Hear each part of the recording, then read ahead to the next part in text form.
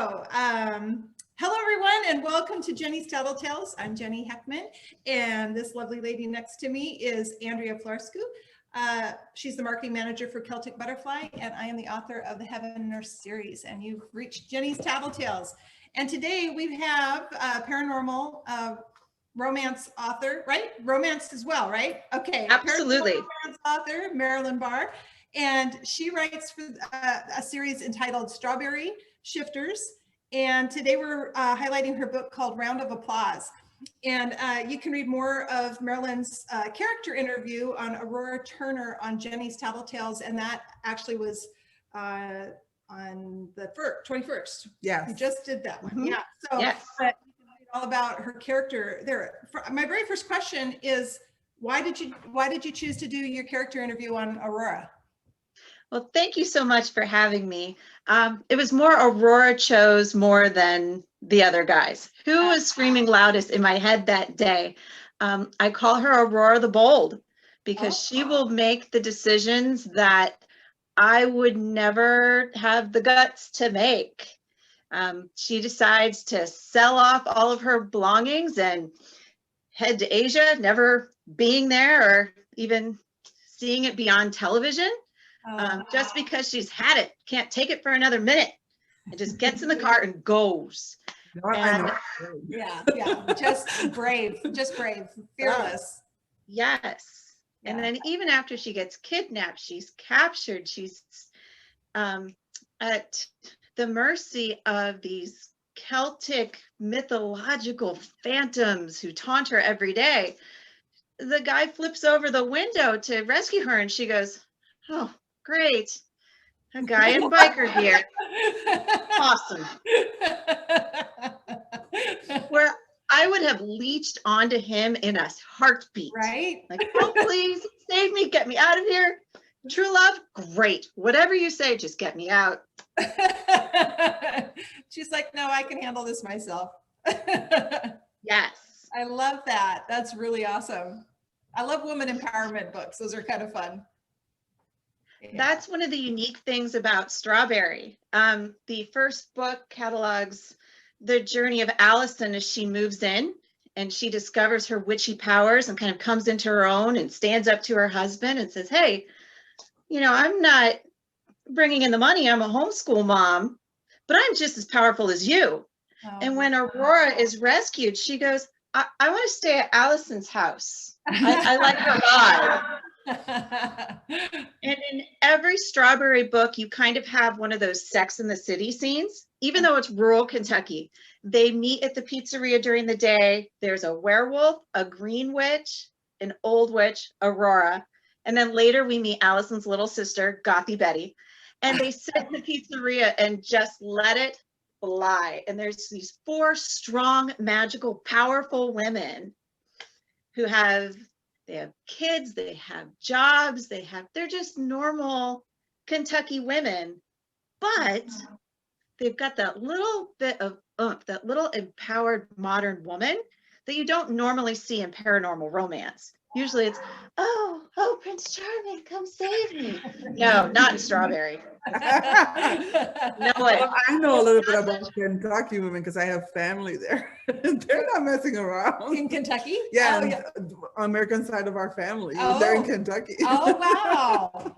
I've not been, I'm trying to think if I've ever been to Kentucky. I don't think it's beautiful there. I love it.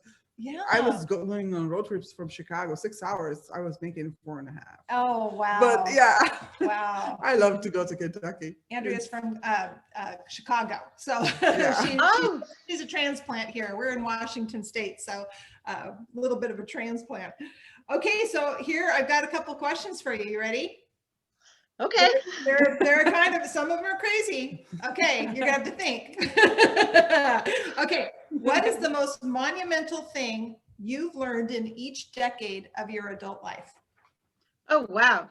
Right? The first decade, from 0 to 10, that being a Broadway dancer is not in my future.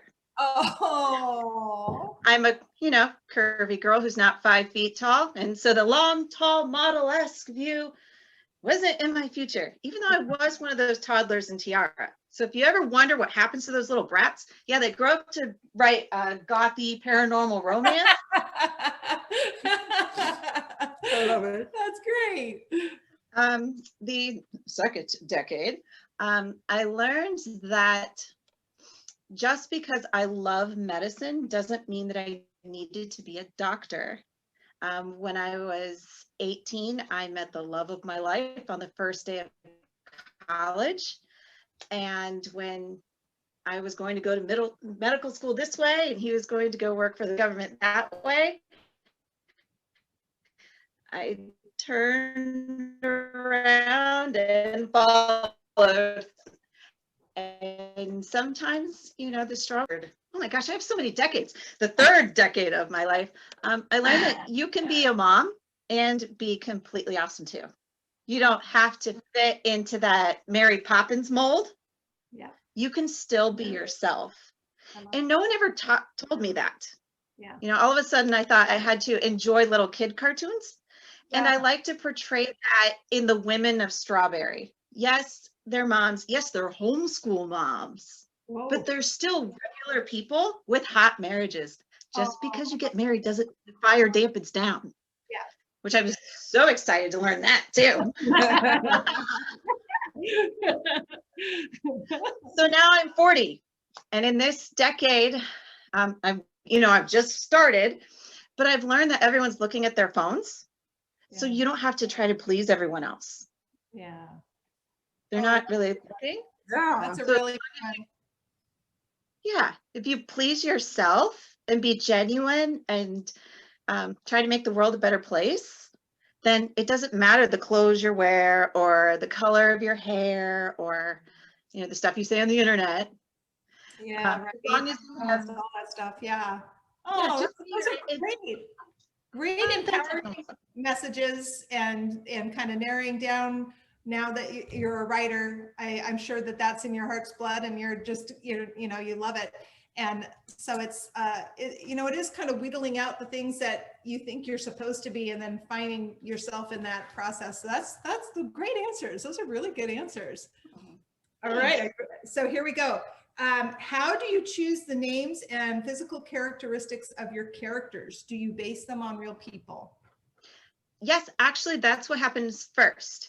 This is my first step to a book. So this is Aurora the Drifter. Oh, cool. I make little posters, little vision boards, and I put their motivations, any quirks that they have, any prospects or backstory. I even have them for the villains. If I can take this down.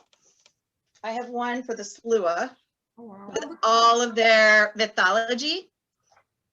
And this is actually an abandoned school on Route 31 in Ohio that used to scare the bejesus out of me when we would drive back and forth to Ohio Northern.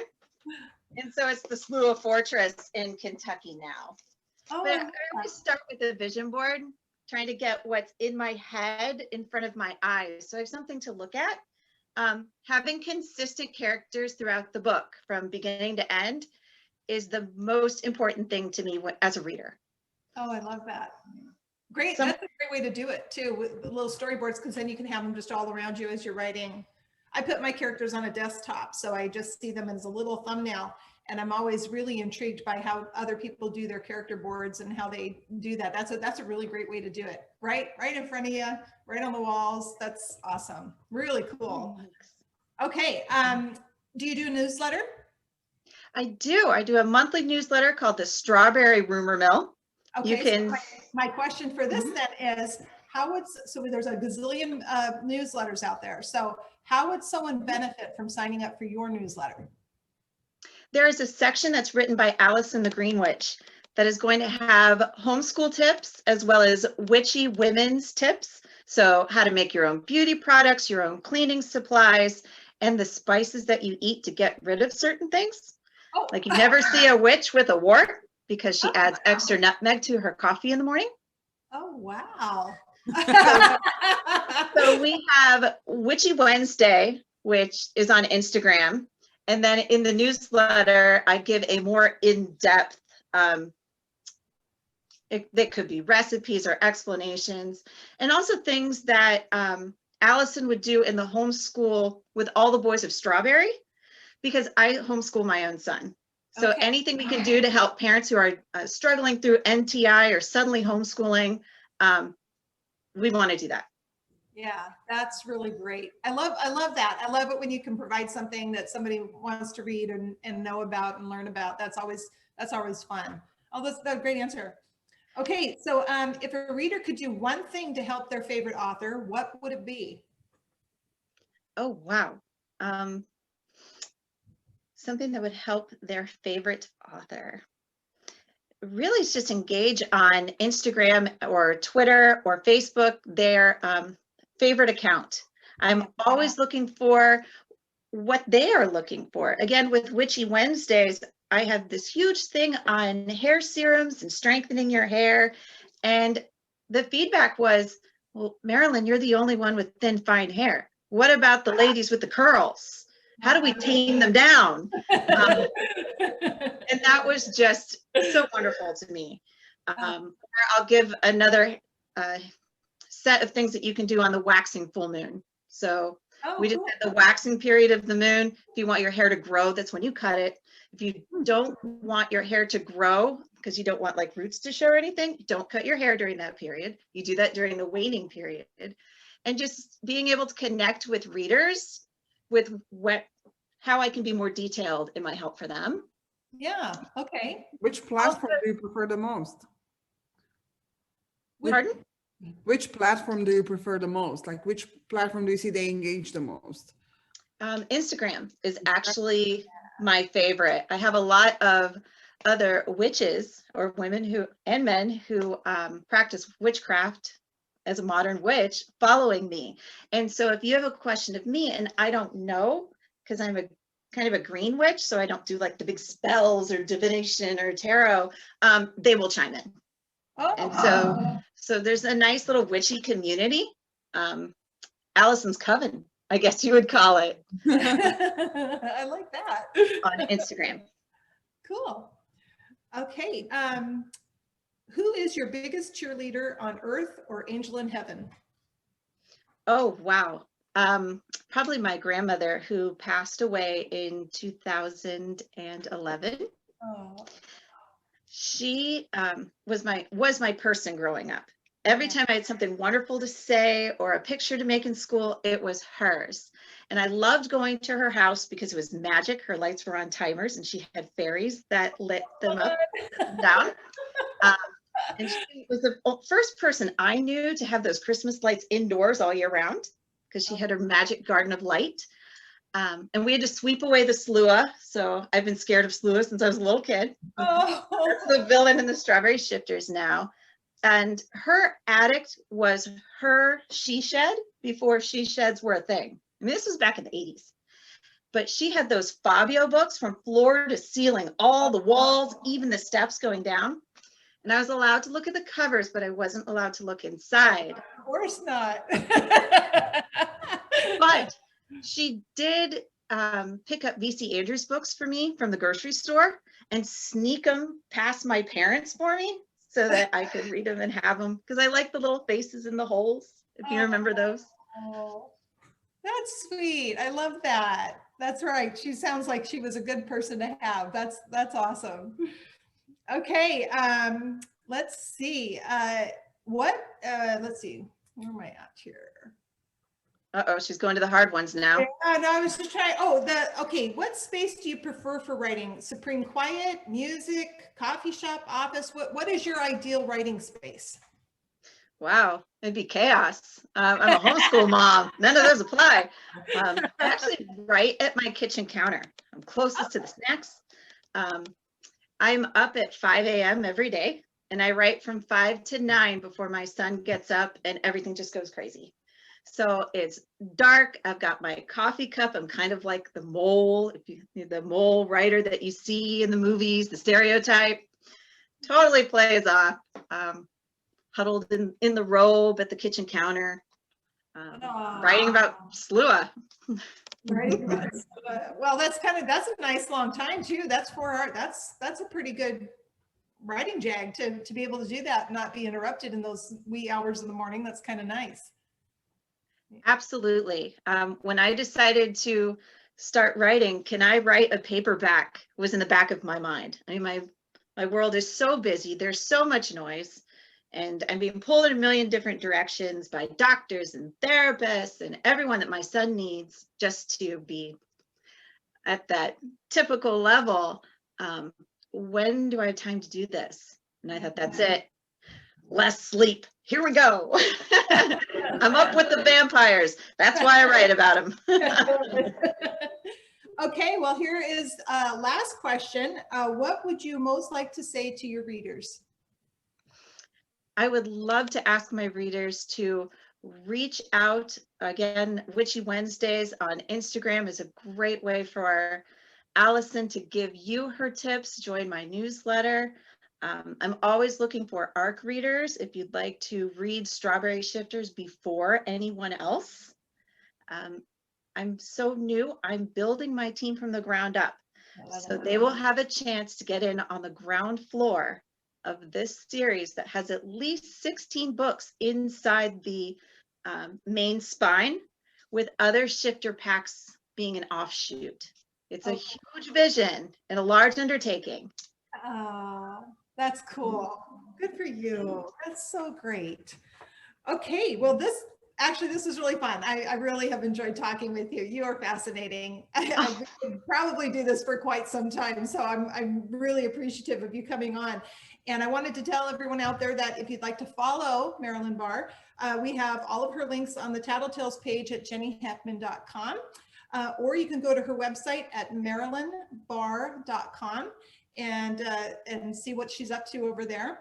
And I'd just like to say that we're done with another episode of Jenny's Tattletales. And on behalf of Andrea and myself, we really wanted to say thank you so much to you, Marilynn, for coming on. We've really enjoyed this, and have a great day. Yeah, and we look forward to having her back. Yes, please come back anytime. You're a delight to talk to. Oh, I'd love to come back for the next book, which is Go Scorch Yourself. Scorch. When's that coming out? That is 2021. It probably will be closer to Halloween, but little sister Betty takes on the vampires. And you know what? A human lady is a formidable enemy to a vampire. Oh, I bet. That's great. We'll come back on. We'd love to have you. Awesome. Thank you so much. And thank you so much for having me. You bet. Thank you so much. Bye-bye. Bye-bye.